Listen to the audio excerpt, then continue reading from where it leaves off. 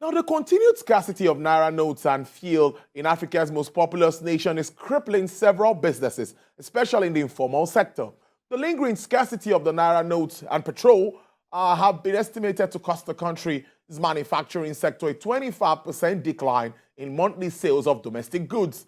If the situation persists, meanwhile, high inflationary pressures, which rose to its highest levels in 17 years, 17 years in November 2022, caused the manufacturing sector to contract in the third quarter. For the first time since the fourth quarter of 2020, well, let's discuss more and understand how this is directly affecting manufacturers across the country. I'm being joined via Zoom by the Director General of the Manufacturers Association of Nigeria, Mr. Segun Ajayi Kadiri, MNI. Good afternoon. Thank you so much. It's good to have you start the week on Business Nigeria. Thank you very much, Tolu, for having me. It's always a pleasure to be on your show. Yes, I would like to start the way, a layman's way of asking the question, like, what has been the direct impact of all of these activities in recent weeks? I know there were a lot of issues before now, but this recent scarcity of Naira notes, how has it impacted the sector? And what is your projection if you say, okay, maybe in the next few weeks, it could get worse if it's not addressed?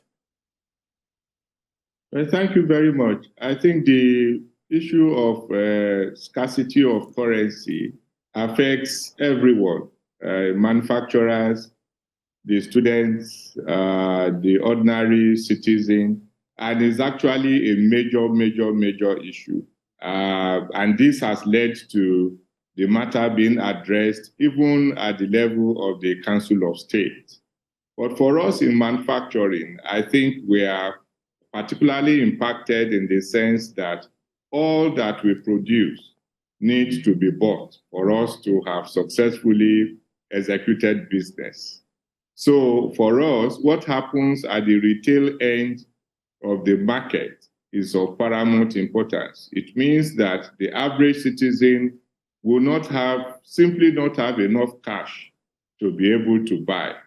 Even though we have made some advances in terms of electronic transfers of funds, you discover that most of the purchases you have, particularly in the subnationals and in the rural communities, are still transacted in cash.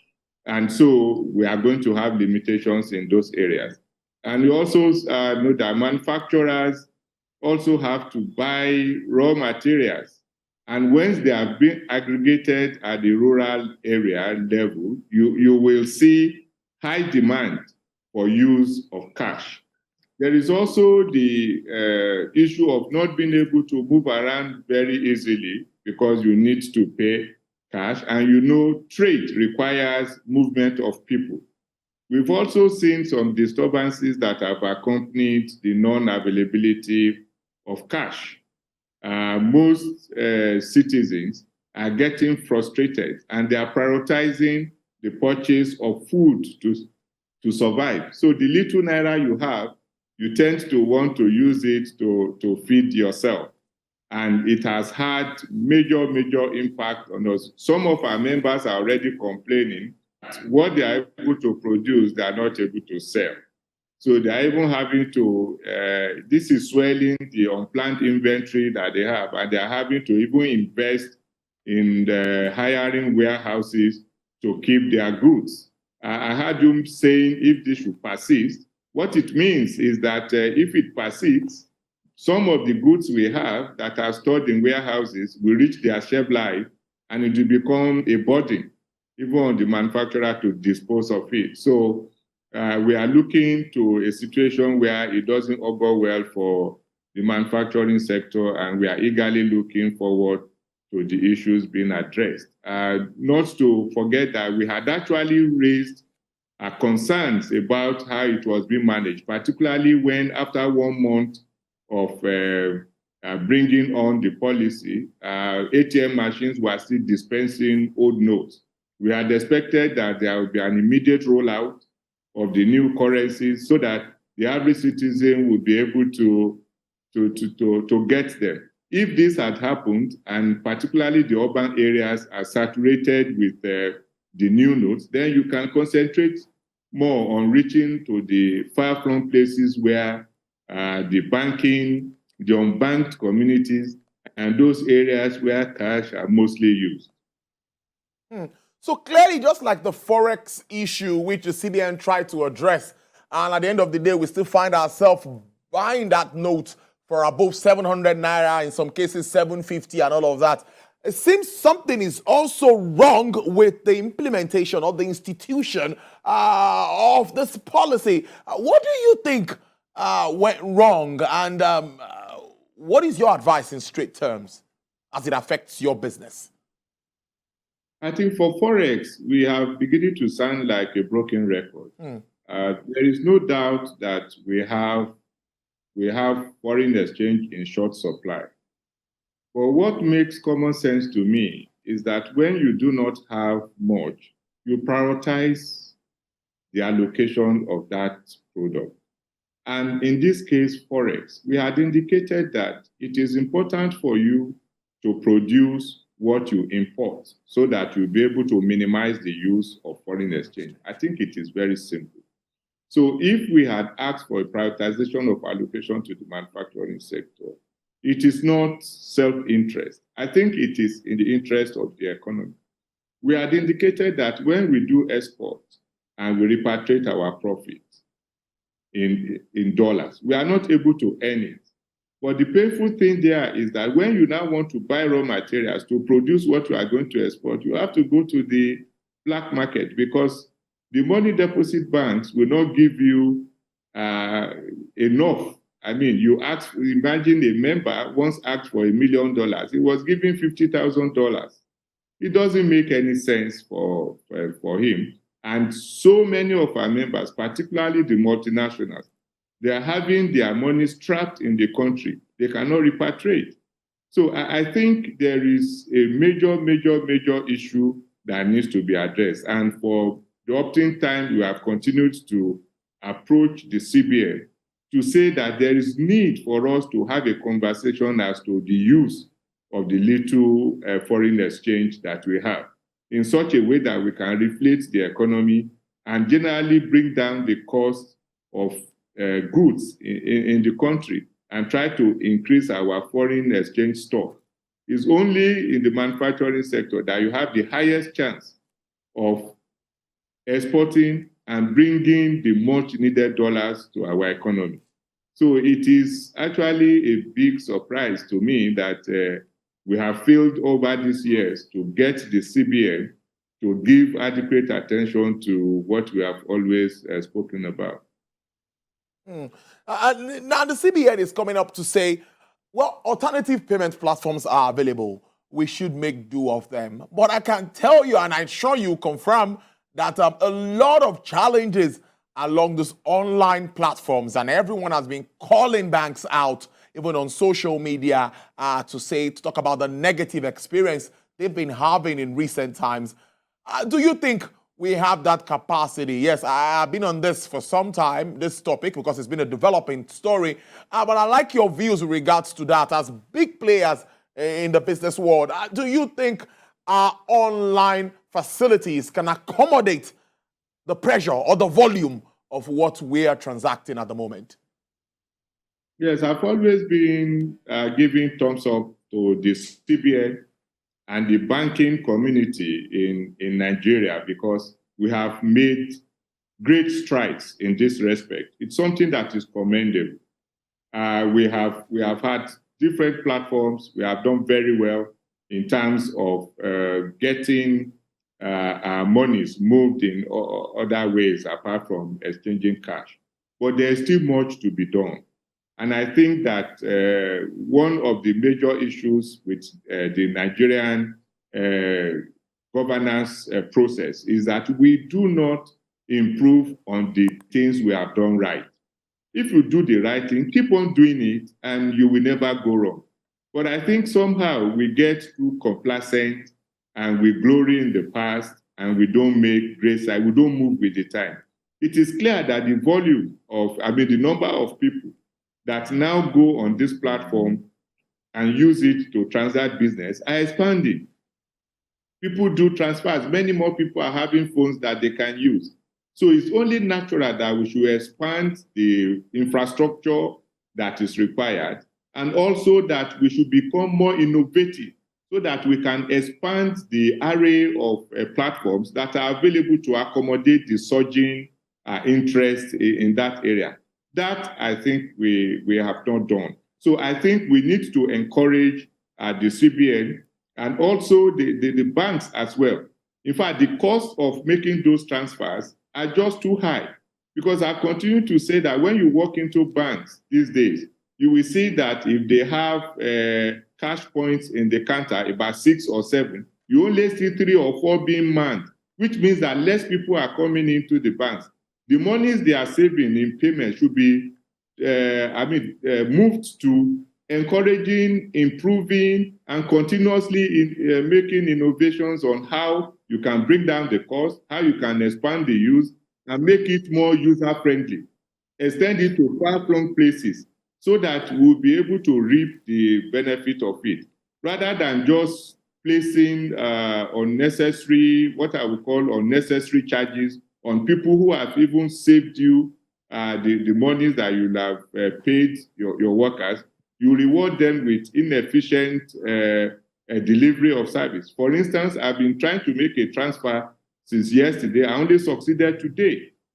So I think it's important that we focus on improving those areas that we have made successes.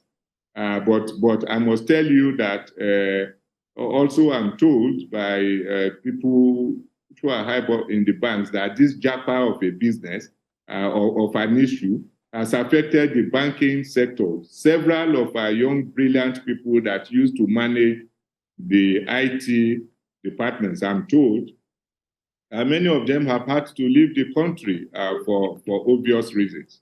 So I think this is also part of what we are saying. But in terms of our economic landscape, we shouldn't allow these needless hitches to disturb the kind of little progress that we have made in that regard. The CBN also argues that this would help address, or this will help them in shoring up the efficacy of monetary policy. That's talking about this, because many are saying that some say it's even targeted at some politician. But I'm looking at a manufacturing sector that is struggling, trying to come out of, we just came out of recession and all of the other challenges you face. Looking at this very policy of government, do you think there is need to allow the old currency, like even the Council of States has advised, to coexist with the new one, since we clearly cannot find the new notes? Well, it's actually a surprise that we can't find the new notes. I wouldn't imagine that the CBN will think that we are not going to need it. So something must be wrong somewhere. Make no mistake about it, I'm 100% in support of this new currency, and every right-thinking Nigeria should. There's need for the CBN to take control of our monetary system. They should be able to control the monies that we spend. They should know where it is. They should know how effectively it's being used, and they should manage it. It's completely within their right to do so, and I think every Nigerian should give them the support. But what is baffling is that it took a long time to plan these things. And you can't just make mistakes like this. I mean, Nigeria is a big country, and we are populated, we have about 200 million, or more than 200 million people. And we do know that we have several of our communities that are not where banks do not operate. So this should not come to us as a surprise at all. I think that to resolve the matter, the CBN has to accelerate the release of these new notes. And the cash swap policy that they have has worked. In my community, for instance, in a local community that I know, it was so effective that they were even giving rewards for people who come forward to swap their currencies. So I think that the central bank needs to do that. But to reduce or to eliminate the immediate challenges that we are having. It is important that the old currencies are allowed to work side by side, to operate side by side with the new ones. But it should be done in such a way that those who have stocked money to use to influence the elections are not allowed to succeed.